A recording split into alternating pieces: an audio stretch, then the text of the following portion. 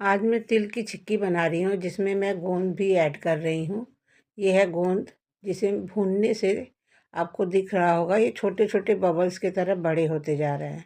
बस इनको इतनी देर भूनना है जिससे ये सारे बबल्स की तरह सफ़ेद सफ़ेद दिखने लगे। जब ये सफ़ेद सफ़ेद इस तरह दिखने लगे तब आप समझिए इसका भुनना डन हो गया है। अब इसे ठंडा करके मिक्सी की जार में डाल के इसे पाउडर की तरह पीस लेंगे। गोंद खाने से हमारे हड्डियों को मजबूती मिलती है और तिल हमारे सेहत के लिए अच्छा ही है, ये सभी को पता है। तिल खाने से हड्डियाँ मजबूत होती है और गोंद और थोड़े बादाम डाल देने से ये हेल्दी भी हो जाएगी। इसलिए मैं इसमें एक दो चीज़ और ऐड कर दे रही हूँ जिससे हमारे हड्डियाँ और स्ट्रॉन्ग हो जाए। इसको गुड़ पीस कर उसके बाद बादाम और काजू को हल्का रोस्ट कर लेंगे। ये जब हल्का भुन जाए तो फिर इसे भी मिक्सी की जार में डालकर बारीक नहीं लेकिन थोड़ा दरदरा पीस लेंगे। गोंद का चूरा जहाँ रखे थे हम बादाम की बुर्रे को भी वहीं रख देंगे। अब सादा तिल लेंगे।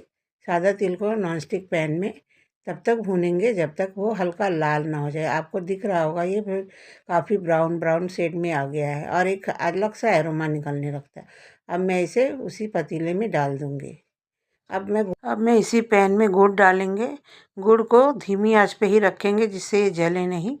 और जब ये अच्छी तरह से थोड़ा मेल्ट होने लगे और थोड़ा गलने लगे तो इसमें मुझे 1 चम्मच घी डालना है। हम ज़्यादा घी का इस्तेमाल इसलिए नहीं कर रहे हैं क्योंकि इसको हमको हेल्दी बनाना है। घी डालने से आपका एक तो शाइनीनेस भी आएगा और घी का एक तो एरोमा भी आएगा, इसलिए बस इसको थोड़ी ही मात्रा में ही हम यूज़ कर रहे हैं। गुड़ जब पूरी तरह से पिघलना स्टार्ट कर दे तब मुझे जो मिक्सचर हम बना के रखे थे इनको हम एक साथ इसमें मिला देंगे।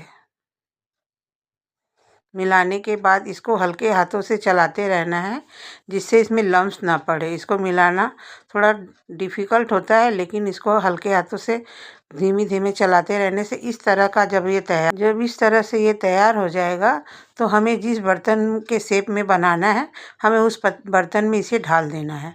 ढालने के बाद हमें चम्मच की सहायता से इसे उसी हालात में बैठाते जाना है जिससे ये पूरी तरह से सेट हो जाए। क्योंकि ये जैसे जैसे ठंडा होता जाएगा और जमता जाएगा, इसीलिए इसे गर्म कंडीशन में ही इसे बैठाना है। इसे पूरी तरह से चारों तरफ से फैलाकर हल्के हाथों से चापते रहने से ये अच्छे से सेट हो जाएगा। और इसे अब पूरी तरह से बन जाए तो इसे कुछ देर के लिए छोड़ देने के बाद जब ये पूरी तरह ठंडा हो जाएगा तो हमें एक चाकू की सहायता से इसे काटना है। एक साइड से आप धीमे धीरे काटते रहेंगे तो आपको जिस तरह का शेप चाहिए उस तरह का शेप में आप इसे आराम से काट सकते हैं। ये बहुत ही क्रंची, टेस्टी और हेल्दी चिक्की बनकर तैयार है। अब आप इसे अपनी इच्छा अनुसार किसी भी अच्छे एयरटाइट जार में अपने सजा के रख सकते हैं और अपने खुद भी खाएं और लोगों को भी खिलाएं। इस तरह का हेल्दी डिश देखने के लिए मेरे चैनल को लाइक कीजिए। Thank you.